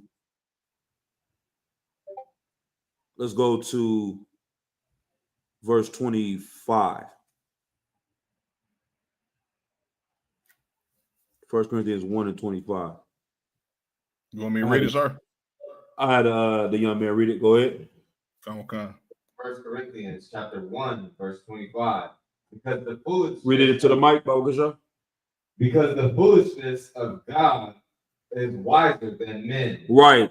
The Lord on his, like, the things that is just like the simplest thing to the Lord is like the wisest thing when it comes to men. The smartest men, all these people that seem so intelligent, Dr. Umar and these cats that can say all this stuff, the information and knowledge and break these things down, that is just nothing compared to the wisdom of the Most High. Keep going. And the weakness of God is stronger than men. Right. And that's even with us in the UPK. Like, somebody that's a trooper is over all these cats in my mind. Right. You know what I'm saying? Like, Right, damn right. your fake Israelite leader, he thinks he's something because he got all these breakdown knowledge, man. This brother out here is strengthening his spirit up, casting his own demons out, or like, getting rid of his demons, fighting his demons. He's better than you. You know what I'm saying? These cats ain't coming up here and doing none of that. They ain't doing what y'all leader was doing. Come on, man. Go ahead up. I was about to say this. Y'all precepts all over Corinthians, because I just seen right here, chapter 3, verse 19. For wisdom of this world is the foolishness with God. Right. The wisdom of this world, the things that they say that sound smart and intelligent, is really dumb in the eyes of the Lord. Get that brother hand for that precept. Damn right. Damn right. Let's go ahead and keep reading back on what we had. 26. 26, verse 26. For ye shall in the mic. For ye see your calling, brethren. How that not many wise men after the flesh, not many mighty, not many noble are called. Right. So many wise men, the doctors, the lawyers, like Ranyala was talking about. These wise men, the mighty, these people that have power and money and influence, they are not called. Like, right, what it says, so not many mighty, not many noble are called. All these ones, the Lord didn't call them to come and do this work. Right? Verse 7. Verse 27. But God hath chosen the foolish things of the world to confound the wise. You got somebody that's so intelligent saying a trans women are women. How the hell are you so intelligent you don't know that that's not a woman? You confounded. You confused. Right. These people, the smartest people in the world, can't even think of the simplest thing. Like, yeah, that the Lord said this is a boy and this is a girl, Damon. You are a boy, Damon. You can confuse all. You can go in one room, throw a bomb in there, and just ask a question. What is a woman? You can start a whole argument and leave. All right, keep going. Another time what is a woman? I'm out. Man, that's how it looked when it went viral. No, for sure. Should a 10-year-old sir? No. Should a 10-year-old smoke tobacco? Nah. Right. Can a 10-year-old say if it's a boy or girl? I don't know. They confound. That's what it looks like. You confound the wise. Go ahead, up. If you ask that question in a room full of so-called smart people, ask that question and walk off and go across the street, you liable to see that whole building just erupt in flames. Yeah, it needs to. You know what I mean? It needs to. All right, let's keep going. And God hath chosen. God hath chosen the weak things for the world to confound the things which are mighty. Right. So yeah, we'll hold it off that. But yeah, let's I'm gonna go back to this book. We at 8:45. Let's keep it rolling. All right. So I'm gonna pick up back where I left off. So it says, Yet race relations are profoundly complex. We must be willing to consider that unless we have devoted intentional and ongoing study, our opinions are necessarily uninformed, even ignorant. How can I say that if you're white, your opinions on racism are most likely ignorant when I don't even know you? So that's what she's saying, like, oh, they're gonna be like, how you judging me just because I'm white? You gonna say that I'm ignorant on this? I don't know about this. I can say something. I can say so because nothing in mainstream U.S. culture gives us the information we need to have the nuanced understanding of arguably the most complex and enduring social dynamic of the last several hundred years. All right, there's nothing going on in the culture that is even giving them the information to understand what white supremacy is actually doing. For example, I can be seen as a qualified to lead a major or minor organization in this country with no understanding whatsoever of the perspectives or experiences of people of color. Few, if any, relationships with people of color, and virtually no ability to engage critically with the topic of race. So you don't have to know nothing about niggas. You don't have to understand what niggas go through, and you can run a major organization in this country. I can get through graduate school without ever discussing racism. I can graduate from law school without ever discussing racism. I can get through a teacher education program without ever discussing racism or white supremacy. So when you hear white racism, just think white supremacy as well, right? If I'm in a program considered progressive, I might have a single required quote unquote diversity course. A handful of faculty will have fought for years to give me this course, likely having had to overcome resistance from the majority of their white colleagues, and will still be fighting to keep the course. Like, even if you do learn about racism, it's going to be a diversity course, and a few people had to fight just to teach white people about diversity. They're not even going to want that to happen, right? In this diversity course, we might read ethnic authors and learn about heroes and heroines from various groups of color, but there's no guarantee we'll discuss racism. In fact, when we try to talk openly and honestly about race, white fragility quickly emerges as we are so often met with silence, defensiveness, argumentation, certitude, and other forms of pushback. So the whole topic of the book, White Fragility, is saying that if you tell white people about racism, they get mad at you. I'm not a racist. How can you say I'm a part of this? This is not happening. You guys are tripping. Ain't none of that going on. You're being racist. To tell me I'm being racist is racist. To say that white people are racist is racist. You understand? All right, let's keep going. These are so I got a question. Go ahead, please. If you got any questions about this, please stop. So a white person saying that I'm racist for telling them that they're racist, is that reverse racism? It's just no, it is racism. Okay, sir, got you. Yeah. They're trying to say you're being a reverse racist, which is the most racist thing they can do. Okay, sir, got you. Because you're speaking the truth. I know what you like. It's like, yeah, you don't even got to put the reverse on it. It's just straight up racism. Okay, sir. It's like, okay, let's put it in an example. Somebody's raping my sister. I say you're a rapist, and they say I'm a rapist for calling them a rape. You're a reverse rapist for calling me a rapist. Damn. Because I identify what you did to my sister. Now I'm a reverse rapist. I'm trying to rape you. How am I trying to rape you by telling you you raped my sister? That doesn't make any. That's what they're doing to us when they say we're reverse racists. We're saying white people are destroying black people. The evidence is the bridge where niggas is living. The evidence is crack. And the FBI said the CIA put crack in our community. The evidence is there. They're saying I'm racist for saying white people are doing it when white people are doing it. That's the super racist. Now, that's what this whole book is about. It's like they've gone so far to deny their racism that this is the most racist thing that's ever happened. America.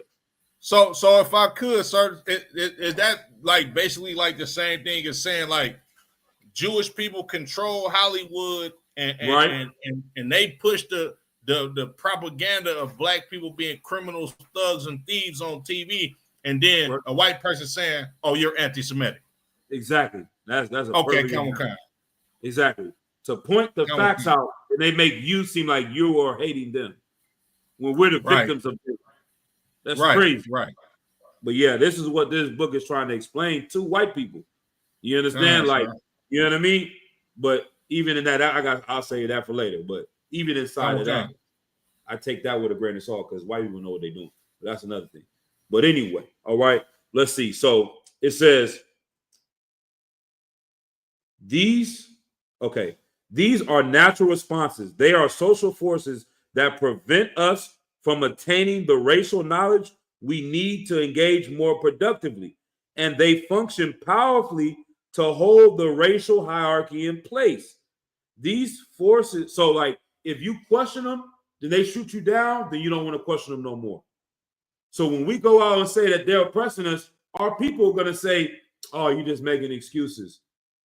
That was in the 60s. We need to get over it when it's happening right now. So that since they'll shut us down from talking about it, no one's going to listen to us, then they can continue doing it. They can keep white supremacy going because they don't allow anyone in America to even talk about it. That's how evil this is, right? So it says, these forces include the ideologies of individualism and meritocracy, narrow and repetitive media representations of people of color. So all you see, so once they tell you the ideology of America is individualism, you are the reason why you're successful. If you're not successful, it's because it's your fault. But the reality is the reason why you're not successful is because there's a group of people oppressing your group of people. They're working together to stop all of you. So the only way we can be successful is to work together to fight against them. But if they keep making it and saying, see, look at Jay-Z, he's successful, so you should be able to do the same thing. Look at this doctor that came from the ghetto. How did he make it out? He worked hard. He went to college. He got his PhD. The only reason why you living in the hood is because you're lazy and you're dumb, right? And then they put all this stuff on the media. It says narrow representations. All you see on TV is ignorant niggas, so you think that's what niggas are, is ignorant niggas. Segregation in schools and neighborhoods, depictions of whiteness as the human ideal, truncated history. I don't even know what that means. I got to look that up myself, truncated, but I just bull BS history, right? Jokes and warnings, taboos on openly talking about race and white solidarity. All right. So if we talk about white people that are working together, we can't talk about that. If you generalize white people, it's a wrong thing to do. So All right, man. I'm gonna go into this tape. There's more things. Success and failure comes from social blah blah blah. Race is irrelevant, blah blah blah. Okay, so that's good for now. Oh, here it goes. For many white people, the mere title of this book will cause resistance because I am breaking a cardinal rule of individualism. I am generalizing. I am proceeding as if I could know anything about someone just because the person is white. Like, that's why they hate us. When we go on EPK, we say the white man, we say white people. That is like chalk on the board, like, you know what I mean, scratching the chalkboard. Ew, how are you saying all white people do anything? You can't put us in a group. That's racist. To generalize white people and say we all do this together? No, you don't know me. I'm a white man. I'm Todd. I'm Jane. I'm Christoph. You got to get to know me to tell me I'm racist. No, we don't. You live in a system. You support a system. You're a part of that system. You're racist. That's it. And that's all. So if you change the word white supremacy to Nazis, it's very simple. You know what I mean? If you support Nazis, you're racist. If you benefit from Nazis, you're racist. If you work with Nazis, you don't speak against Nazis, you're not trying to stop Nazis, you're a goddamn Nazi. You're racist. Right. You be in America, love America, work for America, and not hate black people. If you love black people, you would be trying to kill and destroy America. It's plain and simple. And this is why I say, even in all this information that this white woman, a white woman wrote this book. If y'all don't know that, this ain't no black woman wrote this book. A white woman wrote this book. Even this white woman writing all of this book, she's still the devil the Bible speaks of. That's right. Because she's telling you this is such a complex thing. But what is the solution to the thing? You see what I'm saying? You got something for me?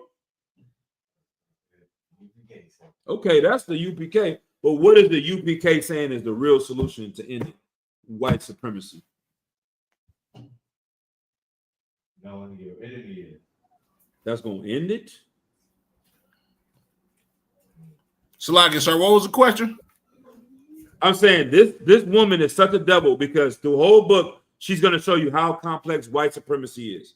She's going to tell you how much it's destroying black people in America. And she is going to tell you how to fix the problem is educating white people so that they become better at how they treat black people. But I'm saying she's a devil because the solution to stopping white supremacy is really this. And it's not complicated. It's very simple. You was the brother gonna answer it? No, he already took a shot at you. Go ahead, Karanyala. And anybody in line, if you want to, how do you end white supremacy? Brotherhood. Okay, no, okay. I'm talking about like literally, how do you end these people from ruling over us? What's gonna have to happen? I'm gonna give you one more shot. We gotta separate from them. That's not, they still gonna be in charge and running things in the world. Yeah, go ahead. Okay, Salakia, sir, you if I could, can you give me like a hint? It's right here. I picked it up. Look at my hand. I picked it up literally. They gotta be eradicated. They gotta die, huh? Damn right. What do they tell? It ain't complex what's going on in Russia and Ukraine. The Russians trying to kill the Ukrainians. Kill the bastards until they stop doing it. Damn right. You want to end white supremacy, so white people gonna have to die. They're never gonna change. It's so complex. It's so embedded in their culture. It's so deeply sunk into their psyche that they will. You tell them about it, they're gonna fight you to the death to protect it, to not stop it, to keep it going. The only way these devils are going to stop is the Lord is going to have to send Christ and 200 million angels to put these devils to death. Right? Damn right. And then put them in chains and then put them underneath our rulership. Right. Damn right. So she ain't going to give you the answer because the answer means she going to have to go in the room and get a goddamn rope. If she really loves black people, she gonna go and hang herself. She gonna empty her bank account, give it to the UPK, and go somewhere and hang her goddamn self, man. Right. She should set an example for white people. Salakia, sir. They'll never do it though. So the Lord's gonna have to do it. This is too deep. They've gone too far. And I got you out. You understand? They've gone too far. There's no returning. That's what I'm saying. It's gone between the point of no return. Like, you know, in the movies where a nigga's selling dope and he got a chance to get out, but then he goes so far and it's like everything is intertwined and there's nothing he can really do to stop the feds from coming in. They ain't gonna be like, oh, Big Meech, we done. He stopped selling dope, it's over. Nigga, you sold 4,000 keys. Nigga, you got $200 million. What do you think we're gonna let that slide? It ain't like you sold an ounce in the 90s, nigga. You know, like, all right, the statute of limitation. Ain't no statute of limitation on this. Right. Nigga, you have destroyed whole. You got to go. The white people have done so much. They ain't no getting out of it. You know what? We gonna put the white spirit. My bad. They want to dab us up. You know what I mean? That's the Captain Y'all design. They want to say, come on, y'all. You know what? You know, I did steal your house and I did steal your kids and I did rape your grandma. And my bad. I got a job for you. Nigga, step out my face, nigga. Nigga, you got to die. You know what I'm saying? It's like, go ahead, Karayala. Yeah, so like, sir, I got a question first, and then I'm gonna comment on what you just said, right? Or rather, right. what me and everybody else said. Salakia. Go ahead. Is that book written by Jane Elliott? Nah, it's written by Robin DiAngelo. Okay, you know who Jane Elliott is? Nah, that sounds familiar though. She Oh, basically I know you're talking about that little old lady that be sir. change your blue eyes. So everybody in blue eyes. I mean, Yeah, her. Okay, guys, sir. Yeah, but this is Yeah. the comment that I was gonna make, right? Right. Even me, I think there's Tazaba in the chat, right? Yep. And me and the young man, right? Kabad. Me- That's Kabad. Oh, that's Kabad. Okay, Most Yep. High Christ. Me, Kabad, and even a young man. Me and Kabad, we preached. You understand, right? Even though that we know the fate of the race of the Caucasians in the end time, this is how you know that black people are compassionate people, because we know exactly what white people did to us. Right. In answering your question, like how do we stop white supremacy, we still want to be compassionate on them by saying just separate. You understand? Not that we want to save y'all or nothing like that. Right. We are peaceful people. You understand? That's all I want to say, sir. Nah, get that brother hand. Like that's heavy. Like exactly, and that's what they're playing on. She's gonna give you all these options. You can have diversity, inclusion, and you can talk and you spend more time with black people. That's gonna end white supremacy. That is not gonna fix Oakland. What's gonna fix Oakland is Elon's head on a goddamn stake. You understand? Like what's gonna fix Oakland is if the Queen of England and her retarded children get hung up on the rafters. Right. That's gonna free us because she telling you ain't nothing wrong with black people. If you leave us the hell alone, we would be just as great as white people. You have to literally push down, heaped up, pressed up, flowing over our oppression in order to keep us like this. If they leave us alone, Oakland would be bigger than New York. You understand? Like, you leave us alone, we would have the greatest nation on earth, but it's not. So you keep pushing it down. So you think she gonna convince who did they say? The military, the top 100 of military officials to be like, yeah, we're gonna leave black people alone. Because you wrote a book.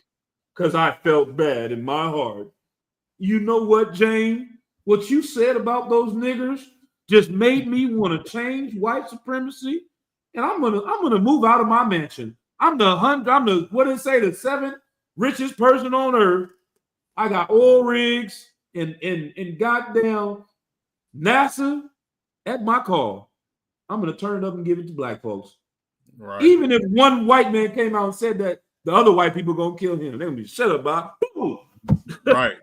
Shut up, Bob. You messing it up. I ain't moving. They gonna kill that white man. ASAP. They're not giving this up, Akim. It's over. It's done. This is why our other black people gonna be running in circles, because they keep trying to figure something out where it's like, bro, we figured it out. In order to stop Russia from taking over Ukraine, you gotta kill Russians. Right. In order to stop Nazi Germany, you gotta kill Hitler. It's simple as hell. Right. But that means you got 1 billion black people over here, blacks and Latinos. If they understand that, they might start hurting people. So let's confuse them and do this. Let's divide them and conquer them. You 5%, you Muslim, you Christian, you this fake Israelite group, you this, you that, she this, she that, he this, he that, and you blood, he crit, he GD, he vice, he this, he that. I'm from the east, from the west. You can't get two niggas from one side of the town to get along. You see what I'm saying? Like, they got so much division amongst us that it's like we are in the middle of a civil war in ourselves. It's like 25 civil wars going on. That's why the black man's soul destroyed. Like, man, I really don't feel.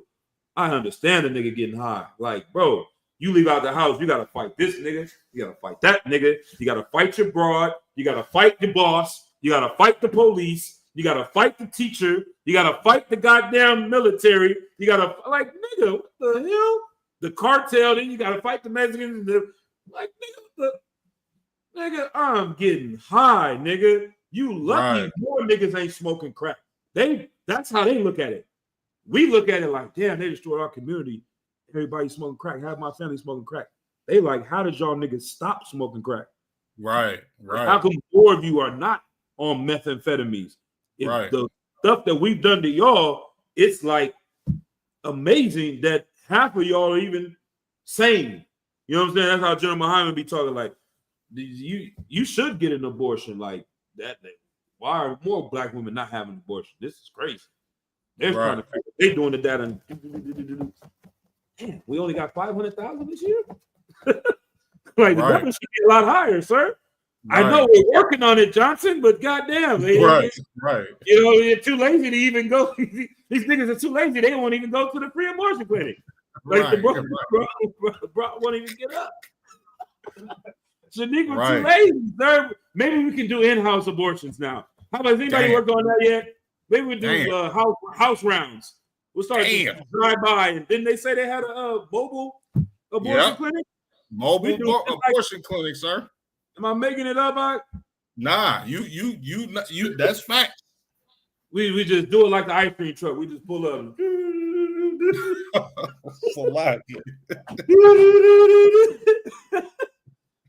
Girl, they just stop them. I know one. They hitting corners with abortions. This is sad. Like I said, sometimes you gotta laugh not to cry, man. This is crazy. They're gonna start doing in-house abort. They're gonna start pulling up to the crib, nigga. I'm saying it right here. Now, when it happens, you know what I mean, pull the tape. You know what I mean? They're gonna start doing abortions at the house, Hakim. This is how much of a devil they like. Damn, how can we get more numbers? These niggas are still thriving and surviving even after all of this. Salaki. All right. So that's that. So once again, it says generalizing though. That is one thing that they hate. I know we're going over time a little bit. Again, I mean, we can always revisit. Y'all brothers got to head out. We max it out maybe 10 minutes, 9:15. Yeah, come on. With me. All right. Generalize. I'm gonna say this part right here. Does I'll read Kabah's comment, the Most High in Christ. But long story short, sociology is about generalizing how society is. The reason why you do what you do is because of your social group. The way you act is because of your social group. That's 90% of your behavior. I had a class, a teacher that was like, children that grow up in single-parent homes have a higher chance of going to prison and not going to college. And I remember, you know, I was down south, so, you know, they had country black girls, and she was like, she raised her hand. She was like, I don't believe that. She was like, because I come from a single-parent home, and look at me, I'm in college. And the teacher, like, he hella arrogant, bro. He went to Harvard and everything. He was arrogant, pompous nigga, but he loved niggas to a certain extent, right? Because he could have took that Harvard and never came to a black school. Right. He always was talking about that. He's like, nigga, I went to Harvard, bro. I don't have to be here. I'm trying to help you niggas out. You know what I'm saying? He definitely did help me out. You know what I'm saying? To understand this type of stuff. Like I say all the time, I didn't learn the white man was the devil from the UPK. I learned it in college. And then I heard the UPK say it, and I'm saying, damn, these niggas is straight. These niggas is because I'm reading this in a book, and then I'm hearing y'all. I'm like, wow, yeah, see? I ain't the only one. They thought I felt like I was losing my goddamn mind. I thought I was tripping. I'm like, nigga, this is evil, and they doing this on purpose. And nobody sees this but me. Are we reading the same stuff? But you know, like until I seen the UPK, I'm like, man, see, that's what I'm saying. But anyway, long story short, he was like, Sarisha, whatever her name is, he was like, this is about generalization. Science is about generalizing. When you get statistics and numbers and data, if we say 70% of the kids that come from single parent homes don't go to college, that's a fact. That's a statistical fact. There's always an exception to the rule. You're the ones that made it. There's always going to be someone that didn't go with the statistics. But in general, this is science right here. It's evidence. You know what I'm saying? Right. So it's like if you say, you know, the majority of people that try to go to the NBA are not going to make it, and LeBron James raised his hands and be like, no, that ain't true. I made it. Nigga, that's literally what we just said. Like, Right, you right. understand what I'm saying? So it's like now white people use that on us. So she's saying right here, I'm breaking the cardinal rule of individualism.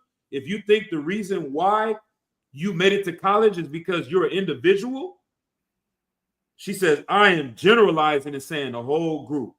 So there are some white people that don't support white supremacy. Okay, but the majority of you, 70% of you, 80% of you are racist as hell. So why can't we talk about that? Because unless we talk about the 80% and we keep talking about the small 1% of these people, we'll never fix this stuff that's happening over here. And so that's the same thing I'll say. This is the last thing I'll say on this. When talking about black people that say, oh, not all white people, or I met good white people, or these good white people over here, and you want to keep these white people around, it's like having the event, you know what I'm saying, last night. Like, oh, we can let these is our allies, these good white people in here. If we think like you, then we won't have no white friends, and we'll miss these white people. It's like, bro, you mean to tell me in order to help and be friends with Tom, I have to put all these other black people at risk? So damn the 10 million black people that is being destroyed by this group of white people, we got to save one white person and put 10,000 niggas at risk. How about you say, you know what, Tom? I think you are a good person, but in order for me, I got 9,000 other niggas to help. I can't be friends with you. Right. I can't help you out and make sure that you're cool because I got 50 million other niggas that need me. So let me go help them, and you'll be all right, Tom, because you got all those other white people and white supremacy to lean on anyway. You know what I'm saying? Like, Right. It ain't like if we don't be friends with this white person, Tom's life is gonna be over. Like, nigga, I need what the hell we got to give you? We ain't got nothing. We don't got nothing. I don't have nothing to even give you except friendship. Other than that, I don't got no job for you, Tom. I don't got no business for you, Tom. I don't got no, you know what I'm saying? Like land, nothing. What do you even want from me?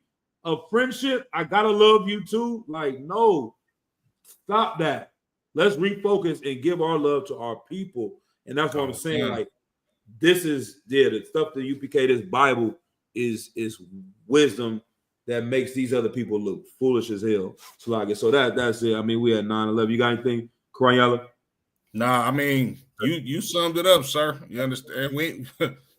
I ain't got nothing to say. You summed it up, sir. I couldn't have said it better myself. No, Most High in Christ, Most High in Christ. We're gonna keep knocking at this. I mean, I got so much. It's just a little bit, but it's like it's hard to even get through all of it.